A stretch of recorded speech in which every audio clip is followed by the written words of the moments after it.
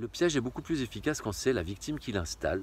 C'est exactement ce qui se passe. En fait, nous avons un consentement qui nous est extorqué d'une certaine façon, mais c'est toujours nous qui le donnons. Je vous ramène à la vidéo sur le Grand Reset. Ce même Klaus Schwab a bien prononcé des paroles peu rassurantes, comme quoi on allait vers le transhumanisme, en fait, et qu'on n'aurait plus de vie privée, on posséderait plus rien, mais on serait heureux, etc.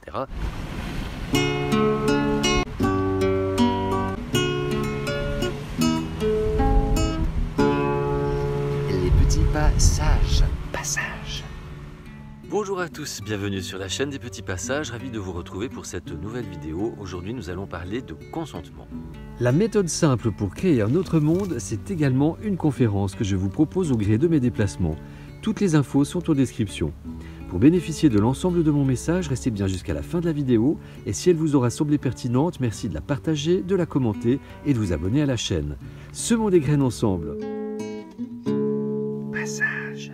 Je vous l'ai déjà dit plusieurs fois, le système actuel qui voudrait nous être imposé a besoin de notre consentement puisque ce système est régi par des élites qui tirent les ficelles et qui sont soumises aux lois divines, aux lois universelles qui les obligent à obtenir notre consentement pour fonctionner. Alors ce qui se passe en fait, c'est que ce consentement, eh bien, il est biaisé à double égard. C'est que d'une part, nous n'avons pas toutes les infos, ce qui fait que ce n'est pas un consentement éclairé, et que d'autre part, eh bien, nous donnons ce consentement sans toujours nous rendre compte à quel moment c'est du consentement, plusieurs fois par jour en fait, dans nos actions. Voilà. Et ce qui est important de comprendre également, c'est que le consentement, ce n'est pas uniquement de penser non, je ne suis pas d'accord, de dire non, je ne suis pas d'accord avec mes collègues au bistrot, ouais, regarde ce qu'ils nous font, machin, le gouvernement, mais ensuite d'agir. Oui, parce que si on prend l'exemple au travail, vous avez un employeur qui vous presse comme un citron, vous avez plein de collègues qui sont déjà en arrêt pour burn-out, et donc vous avez une charge de travail accrue, et vous n'êtes pas content, vous gueulez avec vos collègues, quand le chef est là tout va mieux, et quand il y a réunion, tout va bien. Vous rentrez chez vous, vous pleurez peut-être tout le long de votre trajet, et peut-être que tout au long de votre vie privée, vous vous bourrez d'antidépresseurs, d'alcool ou les deux. Mais vous faites votre travail. Donc en fait, le message que vous donnez à votre employeur, c'est il n'y a pas de problème. Parce que si vous faites votre travail, lui, il s'en fout de savoir si vous pleurez tout le long de votre trajet ou pas. Donc c'est vraiment très important de comprendre, c'est le message que l'on donne. Et donc ce système, il fonctionne parce que globalement, les 7 milliards, 8 milliards d'êtres humains que nous sommes, dans leur majorité, eh bien, nous consentons. Mais ne perdons jamais de vue que l'autre n'a que le pouvoir que je lui donne. Très important à comprendre également. Et il y a ce qu'on appelle un agenda qui voudrait nous mener à un esclavage de la population mondiale, à savoir de nous contrôler. Et ceci de façon très insidieuse, sans que nous nous rendions compte de la finalité. Et en fait, eh bien, sont utilisées différentes stratégies de manipulation. Donc il y a déjà la peur en toile de fond, il y a la division, diviser pour régner, il y a l'émotionnel, nous sommes invités à agir sur l'émotionnel, il y a également le choc et la confusion. C'est ce qu'on a vu beaucoup pendant les attentats, pendant le Corona Circus, voilà. Et ensuite de ça, il y a différentes stratégies de manipulation que Noam Chomsky a très bien énumérées. Et il y a par exemple créer un problème et apporter une solution. Il y a également morceler une mesure dans le temps afin qu'elle passe beaucoup plus facilement, c'est le suppositoire. Voilà. Et donc comme les arguments qui sont avancés sont toujours les mêmes, c'est sécurité, c'est pratique, c'est ludique, eh bien on ne se rend pas compte. Mais n'oubliez jamais que nos contentements actuels sont dus à nos consentements passés et nos consentements actuels donneront les mécontentements de demain. Et moi j'ai observé qu'entre le moment où une idée est lancée, un petit ballon d'essai par un ministre par exemple, et le jour où cette mesure est appliquée, il y a un délai allant de 5 à 10 ans si ce n'est pas plus. Et ce qui se passe, c'est que justement nous ne nous rendons pas compte des conséquences de nos actions. Donc là je vous invite à voir ou revoir la petite vidéo avec le petit outil Access, prendre conscience des conséquences de nos actions et de remplacer la culpabilité par la responsabilité.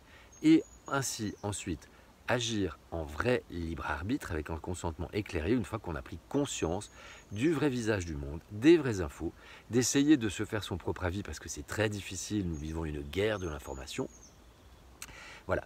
Donc, ce qui se passe, c'est que là, en fait, eh bien, nous allons au-devant, effectivement, d'une société de contrôle, un peu comme dans 1984 ou dans Le Meilleur des mondes. Et ceci, en fait, n'est pas très lointain. Et on regarde le crédit social en Chine, par exemple, comme quelque chose de lointain, c'est une dictature. Et puis, les petits reportages dans le journal télévisé tous les 6 mois nous font état de ce crédit social. Et puis, en fait, on nous dit à la fin, oui, en France, on n'y est pas, il s'agit d'une dictature lointaine, voilà. Et on n'y est pas en France, enfin, pas encore. Et ça, c'est la petite phrase qui va bien dans l'inconscient pour préparer les esprits.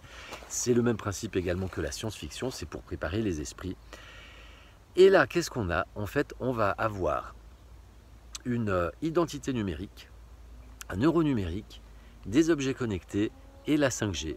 Et là, en fait, c'est les 4 éléments vis-à-vis desquels il faut avoir la plus grande prudence et la plus grande méfiance avec l'intelligence artificielle, parce que, eh bien, avec l'identité numérique, un seul identifiant, on va vous annoncer ça comme le côté pratique, va permettre de se connecter à tous les sites internet, à toutes les instances officielles, les institutions de l'État, les impôts, les amendes, etc. Et le tout sur un support unique, qui, pendant longtemps, ça a été la puce sous la peau. Et beaucoup de gens disaient ouais, non, mais moi jamais j'aurais cette puce sous la peau. Et en fait, qu'est-ce qu'on a eu pendant le Corona Circus? On a eu le QR code. C'est exactement la même chose. Parce que c'est habituer les gens à une technologie, de trouver normal de scanner un QR code pour entrer dans un établissement, sans se rendre compte en fait de tout ce qu'on peut mettre derrière un QR code. À savoir, là c'était juste un pass sanitaire, mais on peut mettre votre dossier fiscal, médical, vos cartes fidélité, vos habitudes de vie, et surtout votre compte en banque. Et ce compte en banque, eh bien, il sera en euro numérique, qui sera contrôlé par la Banque Centrale Européenne. Et en fait, eh bien, comme on l'a constaté pendant le Corona Circus, de plus en plus de droits sont couplés à des obligations.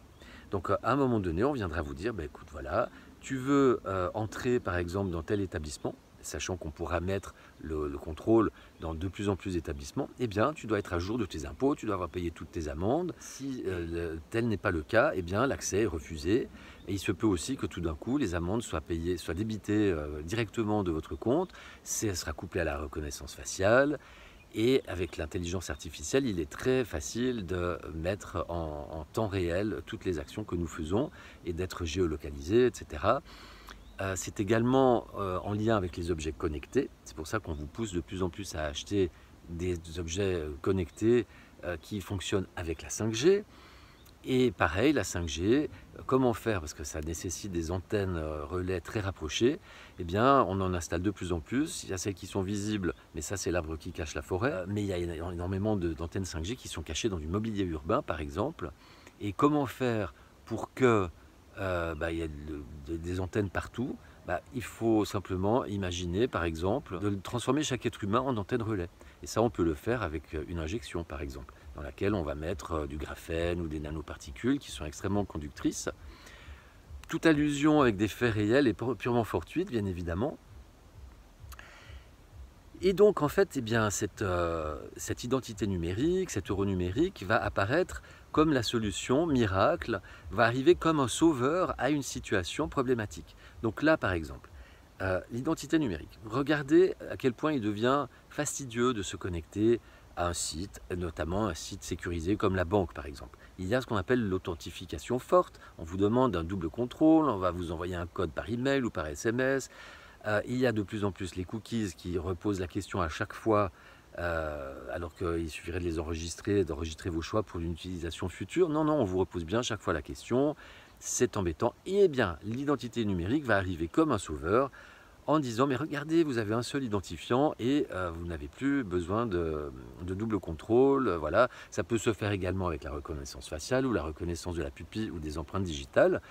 Et c'est des technologies qui sont déjà utilisées, donc on ne s'en rend pas compte, c'est pour se connecter à son téléphone, c'est pour se connecter à une application, etc. Mais c'est à chaque fois mettre le doigt dans un engrenage qui va de plus en plus loin, puisque les lois changent, c'est les lois qui changent en fait, et on autorise de plus en plus toutes ces applications à fournir de plus en plus de données au gouvernement. Et avec l'euro numérique, pareil, on viendra avec la crise économique qui est en train de débuter et qui va s'aggraver, avec l'inflation, on viendra vous dire comme des sauveurs, mais regardez, avec l'euro numérique, on arrive à freiner l'inflation et on arrive à augmenter votre pouvoir d'achat. Donc là, je vous mets le petit extrait d'une vidéo dont vous retrouverez l'intégralité, le lien en description. C'est la version du Bitcoin gérée par la Banque centrale, autrement dit l'euro numérique. Et si le plan, c'est que vous ne possédez rien, vu que c'est la mode à la location, vous pouvez même louer votre matelas chez But, vous avez même Renault qui gagne plus d'argent avec le financement et donc la location de ces véhicules plutôt qu'à vendre des voitures, eh bien c'est donc l'outil parfait pour cela. Donc on va voir ce que c'est et pourquoi c'est l'idée du siècle si vous voulez contrôler la population et surtout l'approche qui sera peut-être utilisée pour vous l'imposer. Alors pourquoi y a-t-il autant de critiques et de méfiance vis-à-vis de l'euro numérique? Les gens font parfois l'amalgame entre devises numériques et crypto et entre devises numériques et formes de paiement numérique. Et de l'autre côté, les devises numériques sont clairement centralisées puisqu'elles sont sous le contrôle des banques centrales, donc complètement à l'opposé. Vous avez aussi des personnes qui ne comprennent pas pourquoi il y a tant de critiques envers les devises numériques, parce que d'un côté, elles utilisent parfois Paylib ou Lydia, et donc elles pensent que ça ne va rien changer pour elles, que ça sera d'ailleurs plus pratique. Je vais vous expliquer pourquoi c'est peut-être potentiellement problématique, voire très problématique. Évidemment, les États vont mettre en avant à quel point ça va être bien pour vous, gratuit, instantané, sécurisé, efficace. Et ce qu'ils ne vous disent pas, c'est que, comme on l'a dit, c'est centralisé. Donc, ils sauront tout sur ce que vous faites, c'est-à-dire ce que vous consommez, ce que vous achetez, les montants, les lieux, et tout ça accessible en temps réel pour celui qui veut regarder. Alors après vous avoir collé dans la main un smartphone pour vous tracer et écouter vos conversations, ils sauront où va votre argent puisque c'est la fin programmée du cash. Surtout que nous avons vu des velléités de, par exemple, poser une date limite d'utilisation sur cet argent numérique. Imaginez, l'État, par exemple, vous donne une aide sociale, mais ils vont considérer que comme ça vient de l'État, et ils veulent s'assurer que vous allez l'utiliser dans l'économie et rapidement, et peuvent, par exemple, imposer une date limite de 3 mois, sans quoi ces fonds seront perdus. Vous mettez ça en parallèle d'événements récents comme la pandémie, la lutte contre le changement climatique, ce qu'on voit en Chine avec le crédit social, et vous voyez très vite comment la devise numérique peut être utilisée comme un outil de contrôle absolu. Imaginez par exemple, si vous n'êtes pas un travailleur dit essentiel pendant une pandémie et que vous allez mettre de l'essence, eh bien votre carte bancaire émise par la BCE refusera le paiement. Et puis de la même manière, votre empreinte carbone est trop élevée puisque vous avez fait trop d'achats d'après les calculs très scientifiques de CO2 liés à chacun de vos achats, eh bien tout cela sera refusé. Vous serez bloqué. Les actifs en euros numériques seront saisis très facilement parce que le gouvernement saura très bien ce que vous faites, où sont vos actifs. Et donc si vous n'êtes pas en odeur de sainteté, on vous bloquera, on vous saisira encore plus facilement qu'aujourd'hui. Alors évidemment, tout ça, je vous l'accorde, ce ne sont que des craintes et des possibilités à ce jour. Mais je trouve ça extrêmement flippant de vivre dans un monde qui serait comme celui-ci. Alors actuellement, quand une banque centrale a besoin d'agir, elle peut augmenter les taux d'intérêt pour faire baisser l'inflation. À l'inverse, une banque centrale peut injecter de l'argent dans l'économie, faisant de l'assouplissement quantitatif. Une devise numérique résout complètement cela. Pour stimuler la consommation, il suffit de créditer les comptes en ajoutant des zéros ou de mettre une date d'expiration aux euros existants, ça se fait en Chine, pour vous obliger à les utiliser, sinon ils seront perdus. Et puis à l'inverse, pour freiner la consommation, il suffit de limiter les montants que vous pouvez dépenser sur tel ou tel produit ou tel service. Certains parlent d'une approche au scalpel où l'intervention de la banque centrale serait plus camouflée. Et le sujet derrière, c'est la perte de souveraineté. Vous savez, c'est un sujet qui passionne les organisations supranationales comme le Forum économique mondial, parce que c'est un moyen à terme de globaliser le contrôle de l'argent. Et pour reprendre une citation d'Henry Kissinger, qui fut secrétaire d'État sous Richard Nixon, celui qui contrôle l'argent contrôle le monde. Alors évidemment, là vous vous dites qu'ils peuvent bien mettre en place leur euro numérique, que vous allez vous en passer, puisque les gouvernements rassurent toujours en disant que ce sera une devise qui coexistera avec la devise classique et avec vos billets. Les États évidemment le savent bien et ils ont déjà probablement pensé à tout. Alors, comment peuvent-ils faire pour adopter l'euro numérique sans que vous ne vous y opposiez? Déjà, je vous le disais en début de vidéo, en le présentant comme une solution à une crise en cours. Donc réfléchissez à tout ce qui a été accepté pendant la pandémie, pour vous faire une idée. Là, on vient d'avoir une crise bancaire, on a aussi une inflation forte, l'euro numérique peut être présenté comme la solution à tout cela. Une fois cette satiété atteinte, il sera possible de faire une proposition à laquelle on ne peut pas dire non. On efface les dettes, on retire du marché une monnaie qui ne vaut plus rien et en échange, on met en place l'euro numérique pour sauver le monde et accessoirement, vous surveillez. Le pari de la caste est que, mis à genoux par les hausses insupportables de prix et bien travaillé par une intense propagande sur les bienfaits de l'euro numérique, je lis d'ici les titres de l'Express, l'euro numérique est-il la solution à l'inflation? vous direz massivement oui à sa proposition dont elle pense qu'elle ne peut être repoussée. Le deuxième outil, ça va être de donner gratuitement des euros numériques. Encore une fois, regardez ce qui se fait en Chine. Qui pourrait bien dire non à de l'argent gratuit? Ça peut prendre la forme d'un revenu de base universel, d'une allocation ou de toute autre forme qui peut être imaginée. Et puis après, il y a la manière un peu plus forte. Les pensions ou salaires des fonctionnaires, par exemple, ne seraient versés qu'en euros numériques. Vos remboursements de trop perçus par le Trésor public se feront en euros numériques. Les aides auxquelles vous pouvez prétendre, la même chose. Vous l'avez vu, la BCE pourrait prévoir dès octobre d'entrer dans une phase de réalisation pour une adoption dès 2026. Donc j'ai brossé ici les différentes options et les potentiels risques, mais tout ça semble quand même bien engagé. Pour conclure, quand vous déposez votre argent à la banque, vous savez qu'il ne vous appartient plus. Vous êtes devenu le prêteur et la banque est devenue le créditeur et elle fait de votre argent ce qu'elle veut. Mais vous avez malgré tout la possibilité d'aller retirer le cash et d'avoir l'espèce en main. Comment ferez-vous avec un euro numérique? Alors certes, pendant la lune de miel, vos transactions seront facilitées, rapides, gratuites, ça facilitera les échanges commerciaux, le quotidien des entreprises, l'achat de choses dans d'autres pays de l'Union monétaire, ça sera bien. Mais vous aurez perdu la propriété et le contrôle de votre argent, ou pour reprendre une phrase bien connue, vous ne posséderez plus rien, mais vous serez heureux. Donc, bossez, créez votre liberté financière et offrez-vous l'option de pouvoir partir là où tout ça n'arrivera pas. Mais ça vous montre en fait les pièges de cet euro numérique. C'est le loup déguisé en agneau en fait. Et le pire dans tout ça, c'est que la population non seulement va être contente de voir arriver un sauveur, mais elle va être demandeuse de ce sauveur. C'est un peu comme pendant le Corona Circus, en fait, on arrivait tellement à nous manipuler qu'il y a toute une catégorie de gens qui étaient demandeuses d'un vaccin. À n'importe quel prix, même si c'est un vaccin qui a été mis très rapidement sur les marchés, avec tous les dangers qu'on connaît, etc. Voilà. Et en fait, c'est exactement ça. Le piège est beaucoup plus efficace quand c'est la victime qui l'installe. Et c'est exactement ce qui se passe. En fait, nous avons un consentement qui nous est extorqué d'une certaine façon, mais c'est toujours nous qui le donnons. Il n'y a pas une main invisible qui nous fait cliquer sur j'ai lu accepter les conditions générales et ensuite sur OK, qui nous fait signer un contrat à la main. Non, non, c'est toujours nous qui sommes les utilisateurs finaux. C'est comme de cliquer sur une vidéo ou plutôt qu'une autre, ce qui va orienter par la suite les suggestions et donc orienter notre futur. Je vous mets à chaque fois les liens des vidéos que j'avais faites sur le sujet. Et la 5G, donc voilà le dernier point, eh bien, elle est en train de se déployer. Elle utilise des fréquences qui sont très élevées et qui viennent se rajouter à toutes les ondes que nous avons déjà. Nous avons déjà le compteur Linky qui génère du courant porteur en ligne avec des ondes qui sont très nocives pour la santé. Donc ça, c'est des indications que vous ne trouverez jamais de façon officielle par les instances officielles, sachant que ces instances officielles sont nommées par des gens qui sont illégitimes en fait, parce qu'ils sont soit pas élus comme la Commission européenne, soit élus de façon très peu démocratique comme dans nos gouvernements par exemple et notre présidence.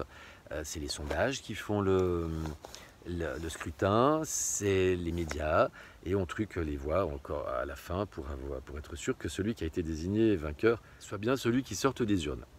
Donc tout ça vous pouvez le vérifier, faites vos recherches. Donc voilà, tout ça pour vous dire que si vous entendez identité numérique, contrôle biométrique de votre identité également, il y a de plus en plus de sites qui vous demandent de vérifier votre identité avec l'excuse que c'est la législation comme pour les cookies, la RGPD, la loi sur la protection des données. En fait, on vous dit toujours que c'est pour votre sécurité.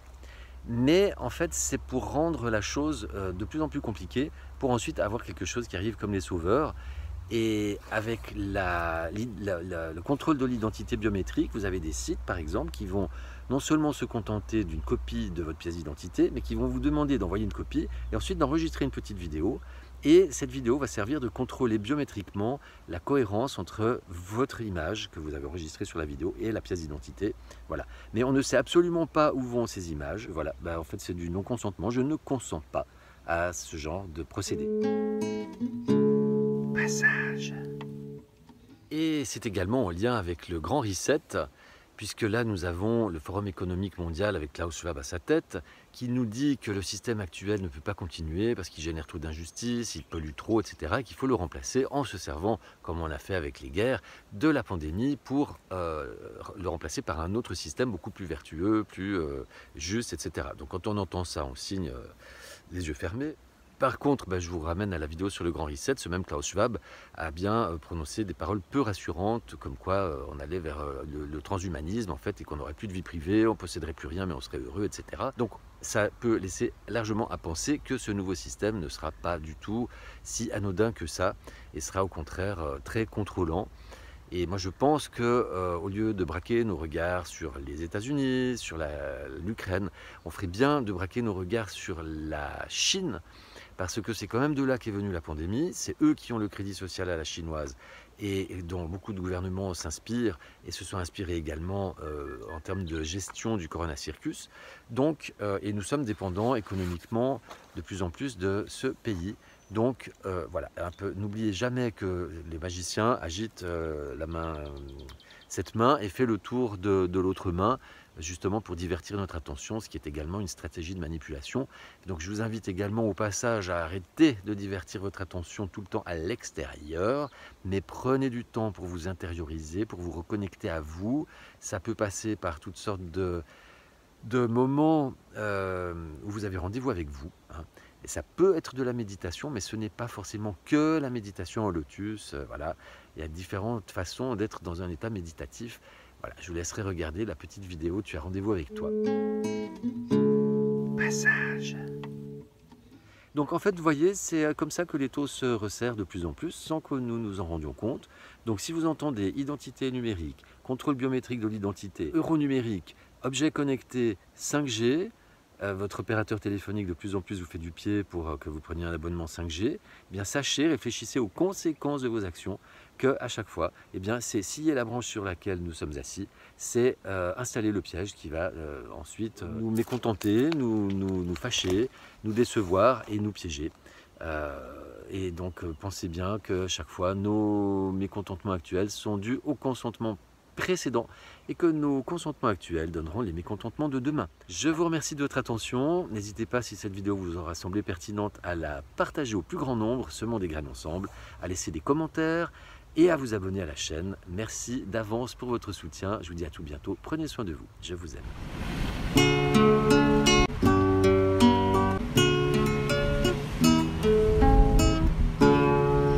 Les petits passages.